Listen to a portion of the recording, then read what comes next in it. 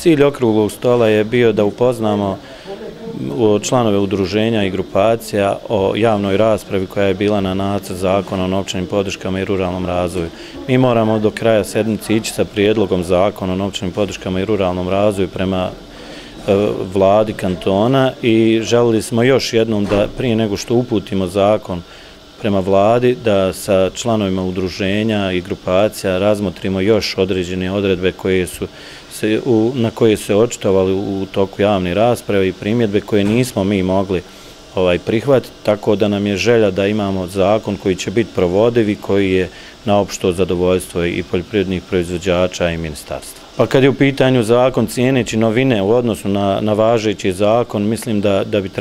trebali da poslanici podrže u kantonalnoj skupštini ovaj zakon iz razloga toga što ovim zakonom se ostavlja prostor za nova zapošljavanja i da se izdefiniše robni proizvođač u odnosu na poljoprivredne proizvođače koji se bave poljoprivrednom proizvodnjom iz hobija, u dijelu da napravimo i razliku kada je u pitanju poljoprivredni proizvođač koji se bave robnom proizvodnjom.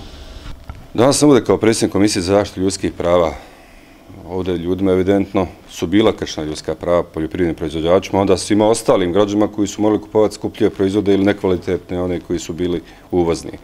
Raspravljalo se o dinamici isplate poticaja, ali ono što je najvažnije, o prijedlogu zakona o novčanim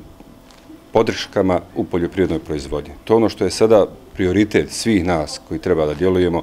iz opštinskih vijeća, iz udruženja prema Skupštini, jer se predviđa da u mjesecu maju zakon bude u raspravi da se usvaja, jer kašnjenje zakona rezultira drugim posljedicama. Ono što jeste sporno između ostalog u zakonu jeste okolnost da se sada predviđa 2% od ukupnih poreskih prihoda u kantonu za izdvajanje za poljoprivrednu proizvodnju. Do sada je to bilo 3,5%.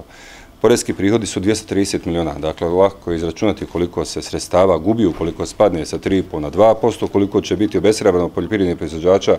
da dalje budu proizvođači ili oni koji bi željeli da na neki način obezbijede egzistenciju svojoj porodici jeftine proizvode svima ostalima koji će odustati zbog takve okolnosti.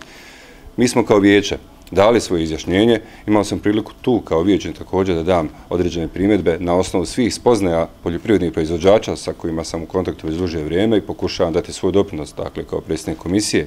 da obezbedimo bolje uslove njima za privređivanje, ali evo sada smo u razgovor sa ministrom došli do tih okolnosti da svi smo mi sad neophodno obavezni da angažujemo se kroz općinska vijeća prema svim poslanicima koji su u Skupštini Tuzlanskog kantona da poduzmemo određene mjere, ali imamo obavezu djelovati i prema višim nivoima vlasti, prema federalnom nivou. Također je potrebno za tog nivoa izmijeniti zakonske propise kako bi se omogućilo bolje poslovanje poljoprivrednim proizvođačima, kako bi time omogućili zapošljavanje brojnih mladih u tom segmentu privrede, odnosno poljoprivrede, jer suprotno ćemo imati i gubitak postojećih radnih mjesta ako se ne poduzmu adekvatne mjere.